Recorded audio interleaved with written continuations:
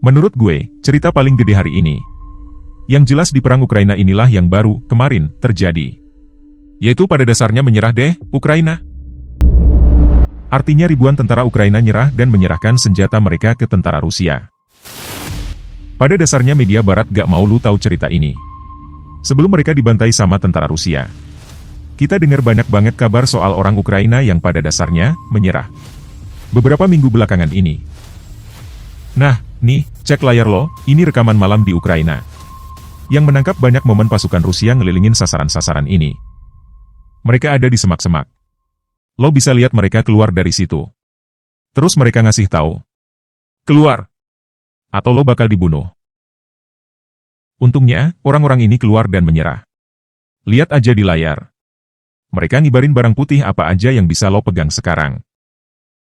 Tolong lakuin itu, dan kita bakal pastiin lo aman dan bakal dijagain. Ada berapa banyak orang di situ? Bilangin berapa banyak orang di sana, jangan bohong ke kita. Lo gak bakal dirusakin, gak bakal dibunuh. Keluarin senjata lo. Sekarang ini. Biar gak kejedot dan ngasih tahu orang Ukraina, cara menyerah.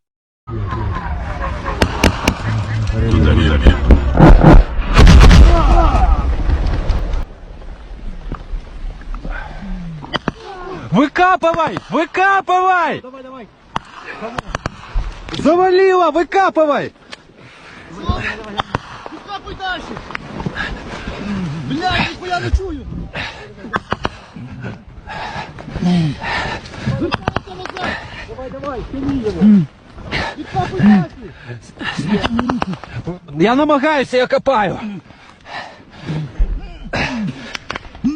Чекай, дай розкопаю. Kita udah dengar berita kalau Rusia ngedrop pamflet. Kita juga tahu kalau bersama timnya, pasukan Ukraina menyerah. Dari dokumen yang bocor dan dari laporan NATO, kita lihat mereka dikasih bimbingan. Mereka bilang mereka semua kompak, dan jelasin kalau mereka adalah komando yang ditinggalin tanpa senjata dan pelatihan, dan mereka terdampar di sini dan menyerah, dan kita udah lihat ini berulang kali. Tapi kita udah nampilin buat kamu. Kamu gak bakal lihat ini kalau cuma nonton CNN. Oh, gak, media barat gak bakal nunjukin cerita ini ke kamu. Besok, di halaman depan, BBC, gue jamin kamu gak bakal lihat berita ini. CNN. The New York Times. Atau tempat lainnya. Kamu juga gak bakal dengar laporan, ribuan orang, pasukan Ukraina, dalam beberapa hari terakhir, udah ngelepas senjata, mereka. Terus ini, ada lagi, penyerahan, yang lagi berlangsung, dengan kacamata malam, kamu bisa lihat mereka keluar dari semak-semak. Maksud gue, mereka benar-benar bisa dilumpuhin dalam sekejap mata. Dan mereka dikasih tempat perlindungan. Lepasin senjata kamu, berbaring miring ke bawah, pastiin kamu gak bawa granat. Dan bilang dari mana kamu. Ada yang lain gak di tim kamu? Kalau ada, panggil mereka, dan buat pastiin gak ada barang peledak lain di kamu.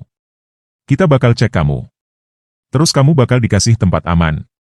Makanan, dan perawatan medis. Nih. Ada beberapa poin penting dalam buku spesialis NATO yang dipublikasikan dalam acara GBO. Joint Battle Order. Atau Joint Battlefield Operations. Dia bilang, ini cara-cara aman untuk menyerah. Tapi inilah yang disampaikan Rusia kepada Ukraina. Tinggalkan posisi kamu dan keluar dari wilayah pertempuran. Dalam kata-kata yang lebih sederhana. Isolasi, para nasionalis dan SBU, layanan keamanan Ukraina. Yang mungkin bisa disebut sebagai tukang adu domba. Terus, rekam pesan video buat komandan kamu. Bilang kamu ditinggal oleh pimpinan kamu. Ada juga peringatan buat hati-hati. Jangan ketemu nasionalis yang dengan cara memaksa yang mencegah kamu menyerah. Ada video-video kayak gitu, tapi kalau tunjukin video-video kayak gitu kita bisa kena masalah gara-gara nunjukin itu. Tapi, di sana kita lihat, tentara Ukraina yang bilang mereka gak mau berperang lagi ditembakin oleh para nasionalis. Dan itu benar-benar yang terjadi. Mereka yang berhasil kabur cerita tentang yang mereka alami. Kita pernah tunjukin video, mengerikan, di mana ada seorang komandan yang melemparkan granat ke dalam ruangan tempat para pembangkang berada. Nah, jadi sore ini, kita punya laporan yang akan kita bahas soal ini lebih detail. Ada frekuensi radio khusus yang disebut Volga. Setelah menggunakan frekuensi radio ini yang sudah dipakai sejak musim panas, Volga membuat laporan dan bilang sekitar 10.000 tentara Ukraina menyerah. Ini jenis frekuensi radio. Dan bisa kita lihat, bahkan sampai ada di dinding-dinding gedung dengan semprotan piloks bertuliskan, menyerah. Mereka bilang, kalau kamu mau menyerah, pakai frekuensi radio ini. Kasih tahu posisi kamu, nanti kamu bakal ditangkap. Dikasih perawatan medis, makanan, dan semuanya. Dalam 30 hari ke depan, saat musim dingin, udah datang dan cuaca gak enak akan segera tiba. Jadi, dalam perang buatan NATO ini, kebayang apa yang bakal menimpa para tentara yang terlibat. Para tentara duduk di parit-parit. Tanpa makanan. Sampai beku dan mati. Gila. Tahun lalu kita udah teriak-teriak keras banget, lihat ini. Di Mariupol, di bulan Mei 2022. Bayangin setahun kemudian kita lihat lagi, ketika banyak unit tentara Ukraina menyerah dan menolak berperang. Jadi, gak ada perbaikan, meskipun gak mau, malah banyak dari mereka yang dipaksa. Tapi, semangat buat menyerah terus berkembang. Karena mereka sadar, gak ada yang mau mati demi ini. Ini perang yang gak bisa dimenangkan. Nah, ada video baru lagi. Sebenarnya aku bisa tunjukin ratusan video, tapi aku cuma pilih beberapa yang baru datang hari ini. Ini video dari kelompok tentara lain yang pakai frekuensi Volga. Mereka nelpon. Dan bilang, oke, kita menyerah, kita menyerah. Terus tentara Rusia bilang, berapa orang kalian? Di mana kalian? Kalau mau selamat, mereka disuruh tiarap ke tanah. Tentara Rusia nanya unit kamu apa, jawab jujur aja siapa kamu. Jadi, keluar, keluar. Tundukin kepala dan angkat tangan. Tinggalin senjata-senjata kamu, senjata barat, kamu, senjata Amerika kamu, tinggalin.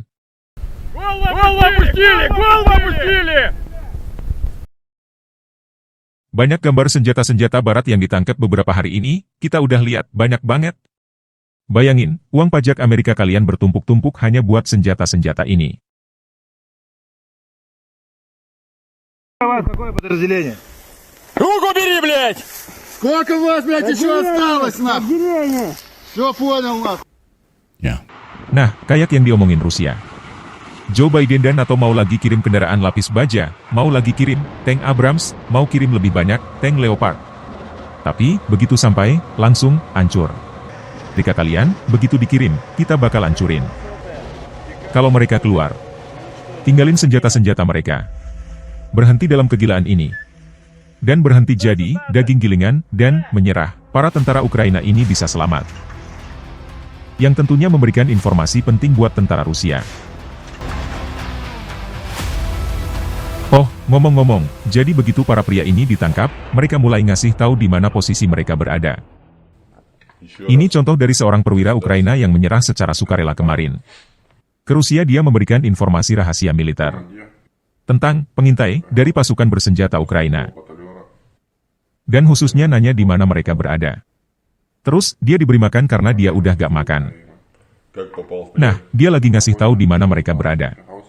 Dia lagi ngeliatin folder sama AR dan posisi unitnya. Termasuk posisi semua komandan di Korps Tentara ke-10.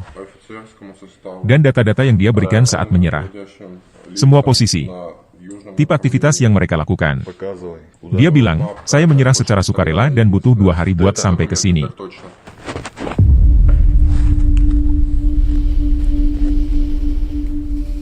Дальше. Здесь в хранилище документов. Назад хранилище документов. Здесь надо, где основные, нажать, чтобы отобразились все папки, в том числе и скрытые. Нажимайте основные. Да? Так точно, да, нажимайте. Дальше. Все. Здесь дальше. Папка.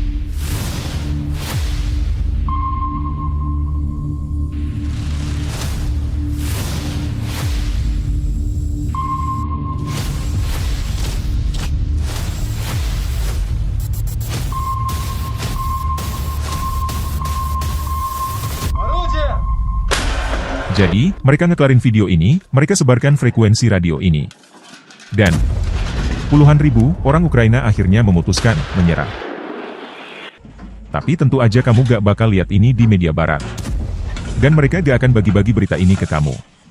Karena ini bakal merusak pesan NATO yang pengen perang ini terus berlanjut dan terus melempar lebih banyak pria Ukraina ke dalam mesin penggilingan daging ini.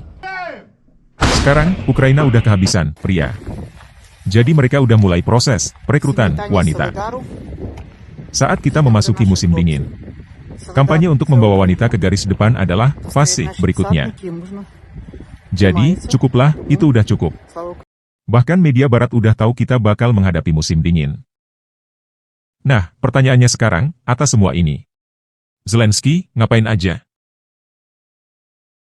Ada yang mau dikomentarin soal itu? Gak ada suara. Senyap.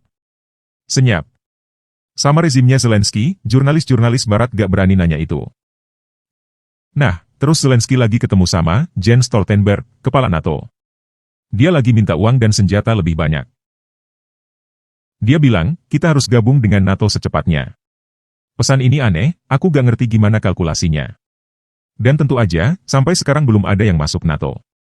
Apakah ini bakal jadi momennya sekarang, pas kita lihat banyak pria Ukraina menyerah?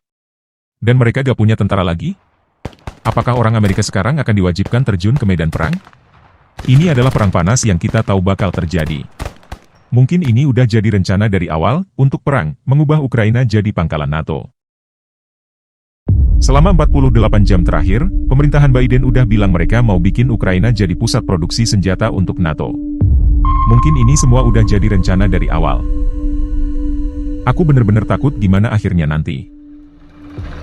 Apakah akan berakhir dengan penyerahan penuh? Perdamaian? Atau saat masuk musim dingin justru semakin buruk? Kasih tahu pendapat kamu di komentar di bawah. Kemana kita harus melangkah dari sini?